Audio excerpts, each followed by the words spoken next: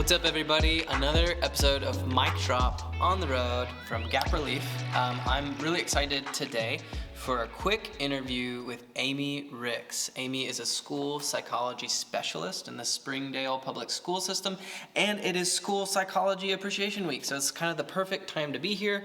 Amie, thank you so much for joining us. Sure, glad to be here. You have been kind of at the intersection of mental health and public education for like 25 plus years. Yeah. No one would believe that looking at you, Yeah. by the way.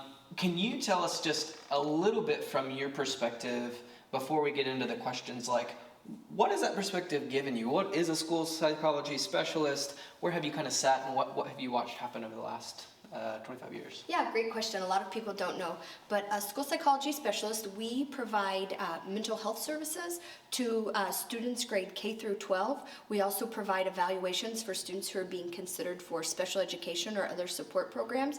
We also offer assistance to our teachers and administrators as they are dealing with behavioral and discipline issues to try and help determine the causes of behaviors and possible solutions and interventions. Super well said, well put, and is a great lead in to kind of my first question I have for you, because from that perspective, it feels like you and your team have a line in to maybe some of the most challenging aspects of the mental health kind of scene within public education. So sitting from that perspective, whether through your own personal lived experiences or kind of experiences you've seen from teachers or other school psychology specialists, how would you kind of characterize in your own words the impact of firsthand or secondhand trauma on the average daily life of an educator or school administrator in a public school system? Sure, absolutely. That's a good question. First, I want to say that because I do have 25 years of experience, we have seen the levels of trauma and need increase pretty significantly in the students that we are serving. So in turn, we are seeing higher amounts of stress and trauma then relayed back over to our staff and administrators. So I do see higher levels of teacher dissatisfaction just because simply they don't know what to do or how to serve students. They don't know how to help families that are suffering with trauma, and then they also don't know how to intervene or help with the behavioral side of things, because when we have students with trauma, we know that that comes out maybe in the classroom as behavior or as difficulty with attaining the academic information, or just simply arriving at school not ready to learn because they don't have adequate housing or adequate social emotional support to just be there ready, turned on, and engaged. So difficult for all sides, Yes, right? yes. Difficult for the kids, difficult for the teachers, difficult for the administrators who are trying to help and equip those teachers. And hear you say, man, I've been sitting in this for 25 years and I've watched, and I can tell you it's increasing. I mean, that tracks with the statistics we've read on our side, teacher burnout rate being the highest it's ever been, which keys into Gap Relief's Trauma-Informed Educators Reaching Students Tiers program, which you're a part of. Yes. And so that would be the second thing I'd invite you to share with us is, with that kind of context in the background, this is kind of what I've been seeing, this is the impact of trauma in this space.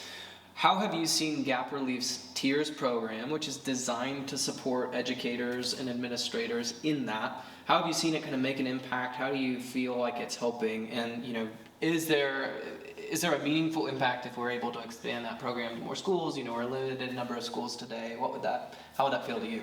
So absolutely, let me first say I am thankful that I found and have been able to be a part of this program, because it does really provide something that wasn't available in this space before the Tiers program came in.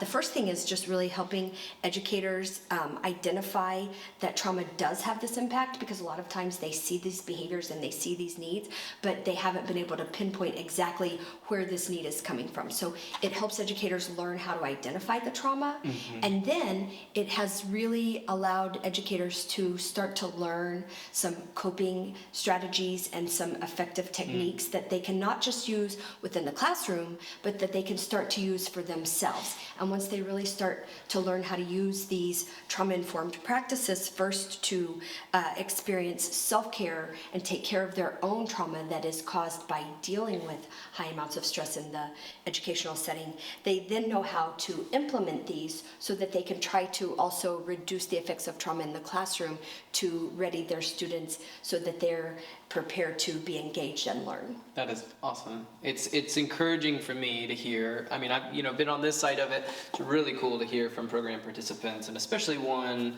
I think, with your expertise and perspective that is like, man, this is absolutely helping. Is it a holistic, exhaustive solution? No, because there's not one, right? But we are doing everything we can as a community to better equip our educators, better equip our administrators to take care of our kids, and hopefully bring resilience to the whole community. And so if you're not aware of our Tiers program, it's something that we're really excited about. You can read more about it on our website, where we're supporting educators and administrators in our public schools all across Northwest Arkansas.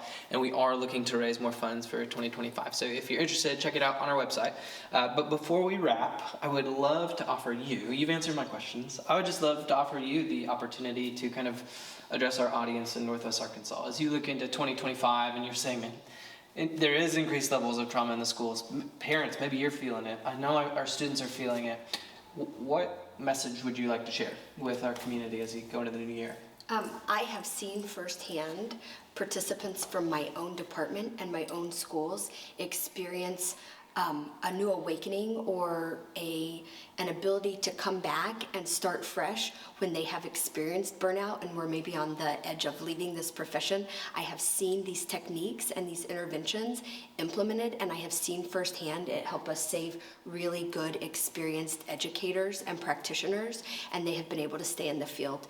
And I really just cannot even stress how important it is that we take care of this staff so that they continue to stay here and do this work. I mean, those are very kind words. Thank you. I'm excited for the work that we get to do with Gap Relief. I'm maybe more excited about people like you who are sitting there and saying, hey, I've got the perspective.